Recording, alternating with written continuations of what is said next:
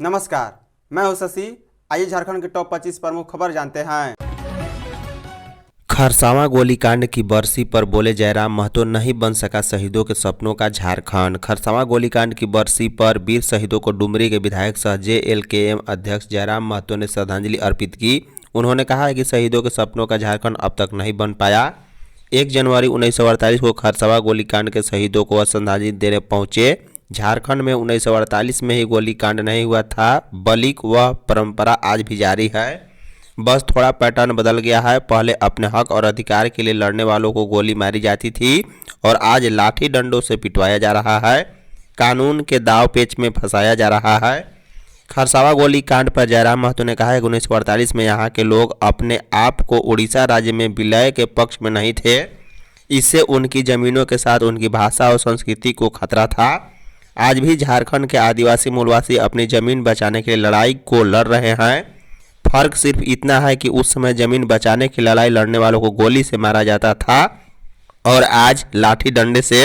वह किसी उद्योग के खिलाफ नहीं है, लेकिन उद्योग घरानों द्वारा जिन आदिवासी मूलवासी के जमीन का अधिग्रहण किया जा रहा है, जब तक उद्योग उस जमीन पर खड़ा रहेगा तब तक जमीन के मालिक को पीढ़ी दर पीढ़ी रोजगार देना चाहिए। खरसावां गोलीकांड के शहीदों और आंदोलनकारियों को भी मिलेगा सम्मान, CM हेमंत। झारखंड के CM हेमंत सोरेन ने कहा है कि खरसावां गोलीकांड हुए 77 बरस हो गए हैं। राज्य सरकार यहां के शहीदों और आंदोलनकारियों को ढूंढने की कोशिश करेगी और जो मिलेंगे सरकार उनके साथ चलेगी। खरसावां गोलीकांड के शहीदों को श्रद्धांजलि देने के बाद पत्रकारों से बातचीत करते हुए उन्होंने ये बातें कही है। CM ने कहा है कि सिंहभूम के गुआ में हुए गोलीकांड के शहीदों को उनकी सरकार ने सम्मान दिया है, उसी तरह खरसावां गोलीकांड के शहीदों और आंदोलनकारियों को राज्य सरकार ढूंढेगी और सम्मानित करेगी। CM हेमंत सोरेन ने कहा है कि खरसावां का शहीद स्थल झारखंड का ऐतिहासिक स्थल है। यहां आदिवासी समाज का इतिहास, हमारे पूर्वजों का संघर्ष, अपने इतिहास, जल जंगल और जमीन को लेकर संघर्ष बताता है कि पूर्वज कितने सजग, सक्रिय और जागरूक रहे थे। जब लोगों ने आज़ादी के सपने नहीं देखे थे, तब से इनके प्रकृति के प्रति लगाव, जुड़ाव और आदिवासी समुदाय का समृद्ध इतिहास यह बताता है। नए साल पर 4 IPS को प्रमोशन का तोहफा।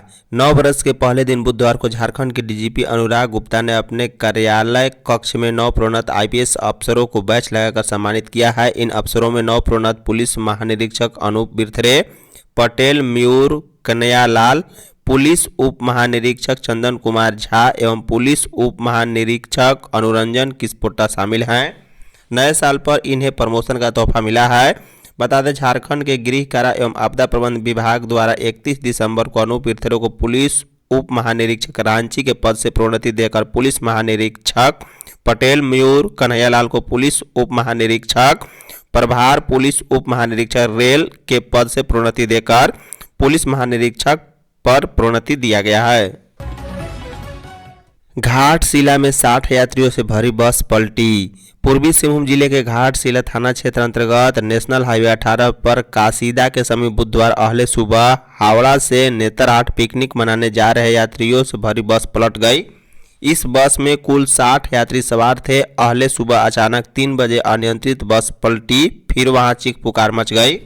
लोग मदद के लिए आवाज लगाने लगे। आलम ऐसा था कि बगल से पार हो रही वाहनों के चालक भी सहम उठे। इधर देर रात हाईवे में पेट्रोलिंग की ड्यूटी में लगे घाटशिला थाना प्रभारी मधुसूदन डे को खबर मिलते ही वे तुरंत ही दल बल के साथ घटनास्थल पर पहुंच गए।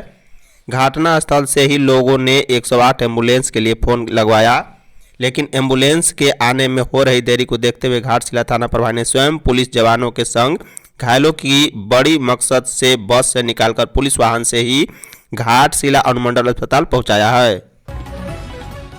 खरसावां के शहीदों की पहचान के लिए आयोग का गठन करे सरकार, अर्जुन मुंडा। खरसावां गोलीकांड में जिन लोगों की मौत हुई उनकी पहचान के लिए सरकार के आयोग का गठन करे, उन्हें शहीद का दर्जा दे और उनके परिजनों को उचित सम्मान।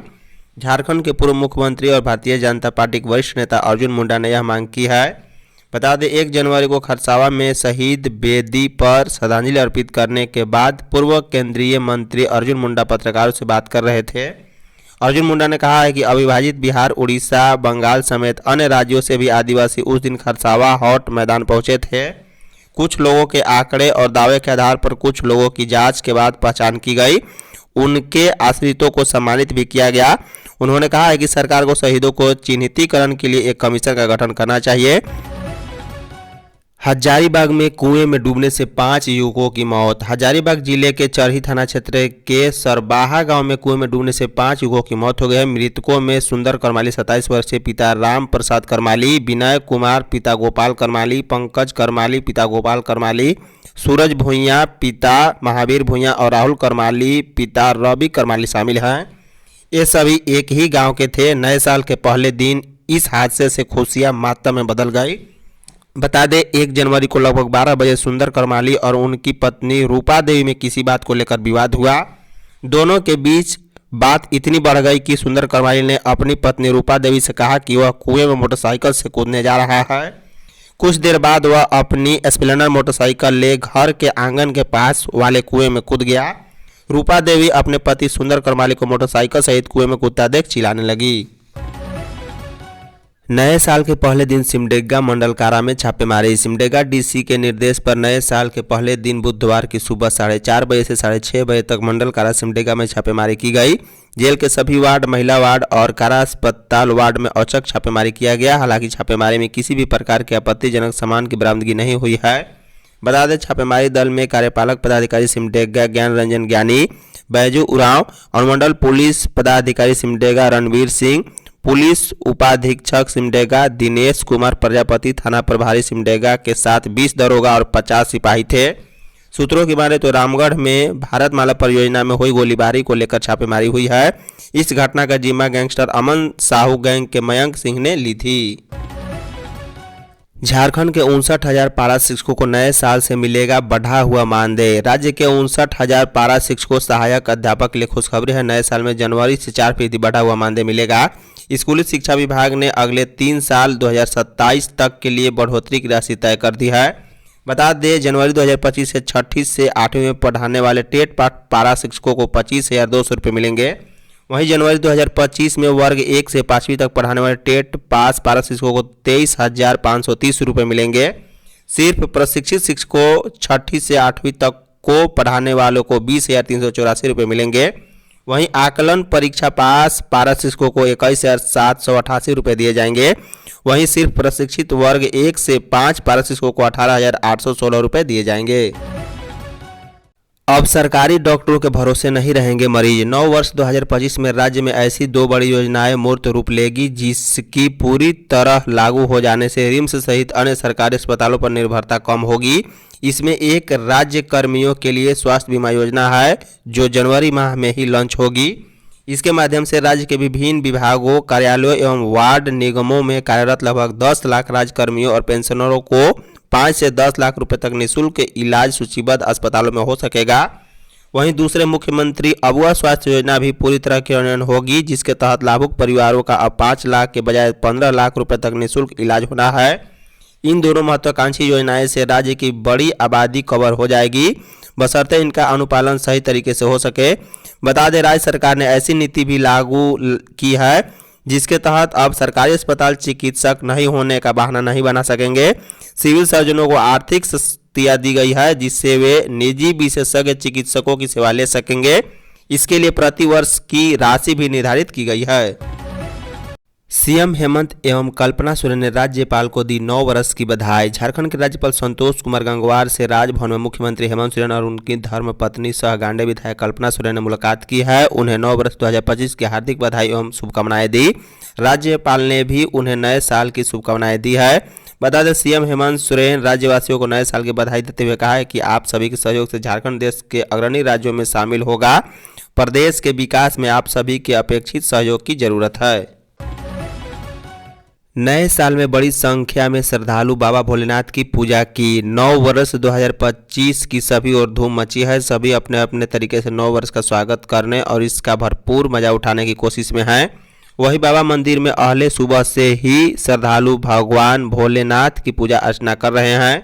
बता दें 9 वर्ष के अवसर पर बुधवार यानी 1 जनवरी 2025 को देवघर बाबा मंदिर में बड़ी संख्या में श्रद्धालु पवित्र द्वादश ज्योतिर्लिंग का जलाभिषेक कर अपने और अपने परिवार की मंगल कामना करने पहुंचे हैं। बाबा मंदिर में पूजा करने के लिए बीती देर रात से ही बड़ी संख्या में लोग लंबी कतार में लगे हुए हैं। सुबह से ही मंदिर में श्रद्धालुओं की काफी भीड़ जुटी है।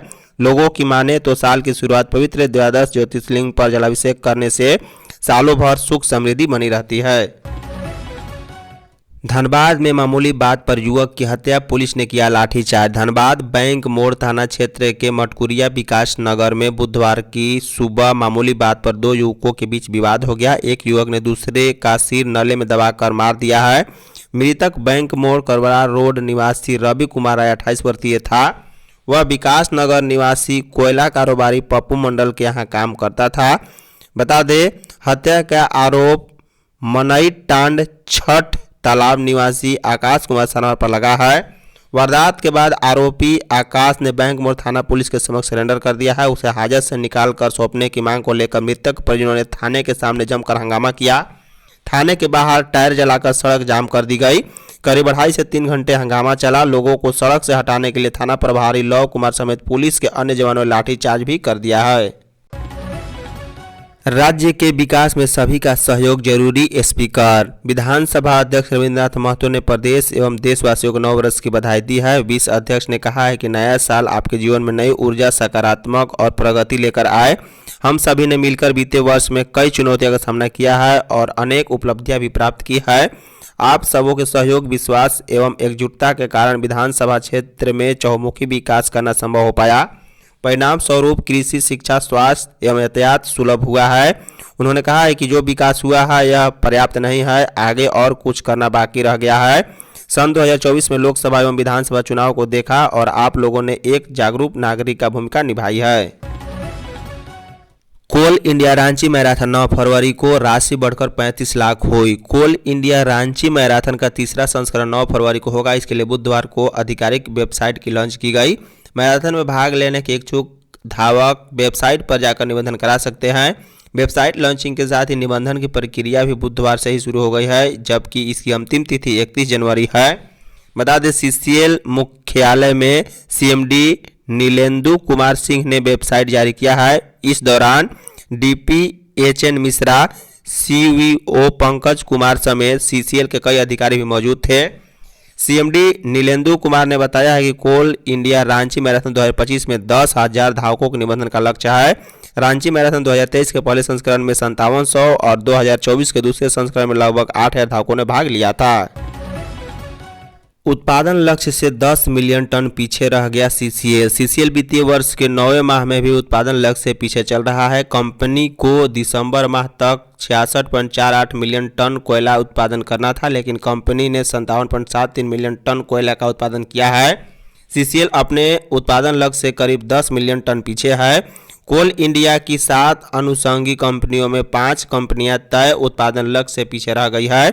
इस कारण कोल इंडिया भी तय उत्पादन लक्ष्य करीब 94% ही उत्पादन कर पाई है। कोल इंडिया में MCL और WCL ही उत्पादन लक्ष्य से आगे चल रही है। धन्यवाद।